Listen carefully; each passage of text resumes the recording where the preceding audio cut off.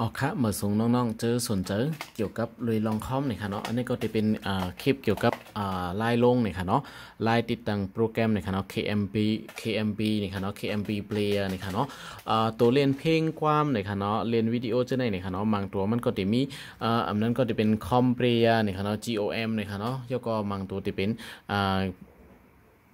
VLC นี่ค่ะเนาะเป็น VLC ตัวนี้นี่ค่ะเนาะ VLC นี่ค่ะเนาะจังไหนนี่ค่ะเนาะ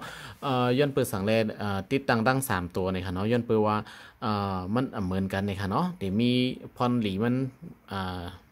เหมือนกันแปลกเปลี่ยนกันมีตัวหลีข้างผข้างมันนี่ค่ะเนาะคลิปวิดีโอบางอันที่คอมเพลย์เล่นอะไรนี่ค่ะเนาะ KMB เล่นไรนี่ค่ะเนาะแล้วก็ตัว2ตัวในเล่นไรคลิปบางอันนี่ค่ะเนาะเสียงบางอันที่เป็น VLC ในที่เรียนไรนี่ค่ะเนาะย้อนเปิดนั้น พอเขาขาลง Windows คอมเนี่ยค่ะเนาะล่างคอมเหมือนเนี่ยค่ะเนาะเขาขาก็ถูกดีมีตัวเรียนเพลงความอันนี้ตั้ง3อันอยู่เนี่ยค่ะเนาะอ๋อค่ะอันนี้ก็ GeoM Player ก็ตีมีลายติดตั้งมันกว่าเย้าเนี่ยค่ะเนาะอันนี้ก็ตีมาลงนี้KMB Player เนี่ยค่ะเนาะ64บิตเนี่ยค่ะเนาะอันนี้ก็เขาก็ติดติ๊กติ๊กขวาเนี่ยติ๊กขวาแล้วก็ install เนี่ยก็ไล่นี่ค่ะเนาะอันนี้เขาติดติ๊กหรือ touchpad 2กัมเนี่ยค่ะเนาะติ๊กจอมกัน2กัมติ๊กนี่ค่ะเนาะแล้วก็ติ๊ก yes ตีในนี่ค่ะเนาะเอ่อตีในขึ้นมาว่า error นะคะเนาะเพราะว่ามันลงไรจังไหนมันติเกี่ยวกับเลยลองเพราะเขาคาลงโปรแกรมสังก็ยาวนะคะเนาะเพราะเขาคาลงไรนะคะเนาะมันติเกี่ยวกับเลยลองคอมเขาคาเกี่ยวกับลองภาษานะคะเนาะปัญหาภาษานะคะเนาะอ๋อค่ะอันนี้ก็เขาติติ๊กแข่งกำหนึ่งนะคะเนาะติ๊ก2 กำนะคะเนาะติ๊ก yes ตีในนะคะเนาะอ๋อค่ะมันจะมีตัวลิกเตือนมาเมื่อไกลนั่นนะคะเนาะที่ว่าเป็นให้เปลี่ยนภาษาที่นั่นนะคะเนาะอ๋อค่ะที่แน่ๆเขาก็ดีเข้ากว่าเปลี่ยนเกี่ยวกับภาษานะคะเนาะเขามาดี setting นะคะเนาะแล้วก็มาดีtime and language ที่ไหนนะคะเนาะแล้วก็เขามาดีlanguage ที่ไหนนะคะเนาะที่ไหนมันจะเป็นอาจจะเป็นภาษาต่างตีไว้นะคะเนาะย้อนเป็นนั่นแหละมัน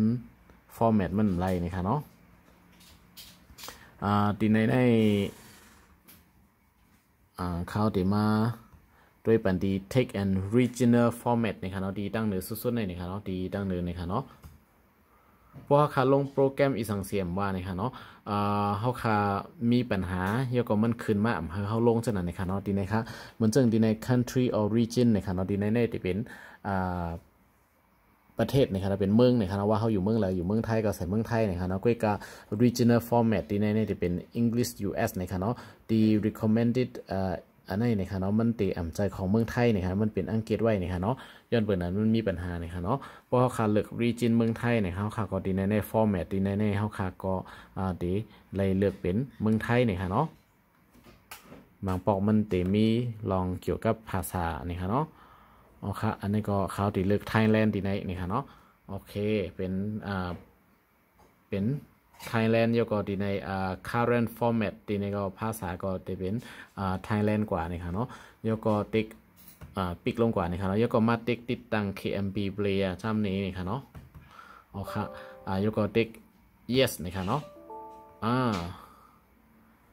ever launching installer อันนี้ก็ผมจะจังนั้นทีนี้ก็ติ๊กตีขวานี่ค่ะเนาะยก็ติ๊กตี run as administrator นี่ค่ะเนาะติ๊กตีในนี่ค่ะเนาะยก็ติ๊ก yes นี่ค่ะเนาะอันไรเหมือนกันนี่ค่ะเนาะอ๋อค่ะทีนี้มันมีเกี่ยวกับภาษาอยู่นะคะเนาะอันนั้นก็ถูกดีปิกลงกว่าสิจงไกลจ้ามขึ้นแทงกำหนึ่งนะคะเนาะ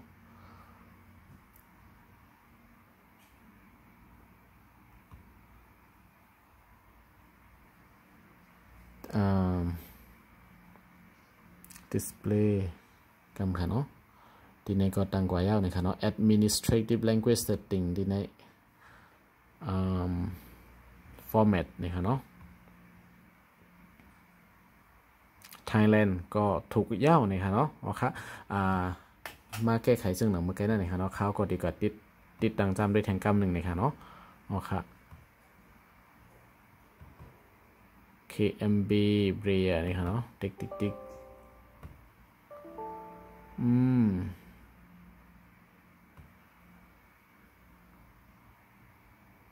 อัปเดตผิดกับภาษาที่ไรเสตินะคะเนาะอ๋อค่ะทีนี้ก็ตั้งไรนะคะเนาะเขาก็ดีก็ตั้งจำด้วยแทงกัมหนึ่งนะคะเนาะเขาค่ะก็ถูกดีมากที่คีย์บอร์ดที่ในแทงกัมนะคะเนาะจะติ๊กขวานะคะเนาะที่นี่ค่ะเนาะlanguage preference นะคะเนาะเขาก็ที่ในแทงกัมนะคะเนาะแล้วก็มาติ๊กที่region นะคะเนาะแล้วก็มาติ๊กที่ additional text and region setting นะคะเนาะ regional setting นะคะเนาะเข้ามาที่ไหนนะคะเนาะแล้วก็เข้ามาที่region นะคะเนาะหรือที่ไหนคะเนาะแต่มี Thailand format Thailand เลือกกว่าเย้านะคะเนาะแล้วก็ที่ administrative ที่ไหนนะคะเนาะตั้งเนื้อนะคะเนาะที่ไหนเนี่ยเขาค่ะก็change system looker นะคะเนาะ system looker ที่ไหนมันจะเป็นอังกฤษไว้อยู่นะคะเนาะ United States นะคะเนาะที่ไหนคะเนาะที่เป็นอังกฤษไว้นะคะเนาะเขาค่ะก็เข้ามาที่ change system location นะคะเนาะที่ไหนคะเนาะถูกดีเลือกเป็นประเทศไทยนะคะเนาะ Thailand นะคะเนาะที่ไหนเขาก็ดีเลือก Thailand นะคะเนาะแล้วก็ติ๊กดีโอเคนะคะเนาะแล้วก็มันให้เขาข่าวรีสตาร์ทนะคะเนาะเอาค่ะรีสตาร์ทก็รีสตาร์ทนะคะเนาะปกขึ้นมาทางกั้มนะคะเนาะเขาก็เด็กกว่าติดตั้ง KMB Player ตีลงไรเมื่อไกลนั่นนะคะเนาะทางกั้มหนึ่งจำในพี่น้องเขานะคะเนาะอันนี้ก็จะเป็นแก้ปัญหาว่าโปรแกรมอีสังนะคะเนาะมันฟ้องขึ้นมาในบางบล็อกมันเตเขาได้คิดว่าวนว่าโปรแกรมที่เขาขาดติดตั้งนั้นมันแล้วนะคะเนาะตีแต่งมันอะไรแล้วนะคะเนาะมันอยู่ดีเขาขาดตั้ง format region นะคะเนาะปืนตีภาษา format มันเหมือนกันนะคะเนาะย้อนปืนนั่นแหละมันปันเขาขาดติดตั้งนะคะเนาะเอาค่ะมาถึงดีแล้วนะคะเนาะเขาก็ได้จาม KMB Player แทงกัมหนึ่งนะคะเนาะเอาค่ะเมื่อกี้มันรีสตาร์ทกว่าแล้วนะคะเนาะยกกดติ๊กตี run as administrator นะคะเนาะเปิดแทงกัมนะยกกดติ๊ก yes นะคะเนาะเอาค่ะกำในเป็นอันติดตั้งไรเย้าตัวหลีงามนะคะเนาะย้อนไปว่ามันมีปัญหาเกี่ยวกับภาษานะคะเนาะภาษาที่เขาค่ะตั้งฟอร์แมตดีเนื้อโน้ตบุ๊กเขาค่ะนะคะเนาะอันนี้ก็มาดีในเขาค่ะใครเลือกภาษาก็เลือกไล่นะคะเนาะเลือกก็เป็นสั่งนะคะเนาะดีในก็มีให้เลือกกันได้ก้อยนะคะเนาะอย่าไปกว่าหาภาษาใต้เขาค่ะนะคะเนาะยก็ภาษาไทยจะเนี่ยมันไปมีนะคะเนาะมีอังกฤษนะคะเนาะมีอีกสองหลายๆอิตาเลียนเยอรมันนะคะเนาะแล้วก็ญี่ปุ่นเกาหลีจะได้มีนะคะเนาะเกี่ยวกับของห้องป้านะคะเนาะโอเคดีในเขาค่ะก็ติ๊กดีในโอเคนะคะเนาะ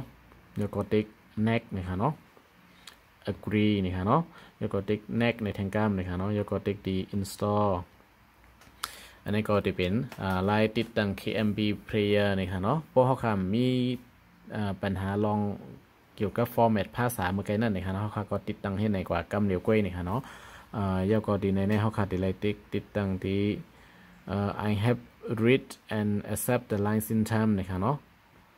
ยาก็ดีในติ๊กอันเร็วนะคะเนาะดีเตอร์เนี่ยมันโหลดติ๊กนะคะเนาะมันได้ส่งอีเมลมาดีเฮานะคะเนาะดีคอมเขาค่ะจะในมันได้ฟ้องนะคะเนาะโอเคอันนี้ก็ติ๊ก install นะคะเนาะ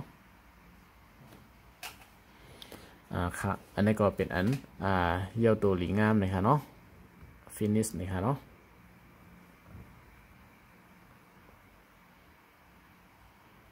โอเคนะคะเนาะอันนี้ก็มันให้เขาค่ะอัปเดตนะคะเนาะอัปเดตก็อัปเดตไลน์นะคะเนาะ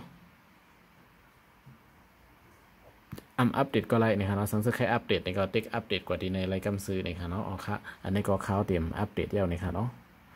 ย้อนไปว่าคลิปมันตียาวนะคะเนาะอ๋อค่ะอันนี้ก็เป็นอันเย้าตัวหลีงามนะคะเนาะ KM Player นะคะเนาะจะ KMB นะคะเนาะ KM Player นะคะเนาะอ๋อค่ะอันนี้ก็เขาก็มาติ๊กสิเปิดไลน์นะคะเนาะมันเขาค่ะอัปเดตในเขาก็อัปเดตก็ไลน์พวกพี่น้องเขาเคยอัปเดตในก็อัปเดตกว่าทั้งกล้วยไลน์นะคะเนาะอ๋อค่ะอันนี้มาลงนี้นะคะเนาะใครย่ายกว่าใครก็ใครมากก็ไลน์นะคะเนาะเอาเมาส์สเต็กเสแถบตั้งเนื้อได้นะคะเนาะย่ายไลน์นะคะยก็ใครมันใหญ่มันเล็กนะคะเนาะก็ลากเส้นไหนไลน์นะคะเนาะเป็นโปรแกรมดีเจอรีเหมือนกันนะคะเนาะอ๋อค่ะอันนี้ก็เป็นลายลงตัวเรียนเพลงความนะคะเนาะ KM Player นะคะเนาะอ๋อค่ะมาส่งGoogleนะคะเนาะมาส่งค่าเด็กเกิดลือกันได้ก่อนนะคะเนาะตอนแต่คลิปในนะคะเนาะ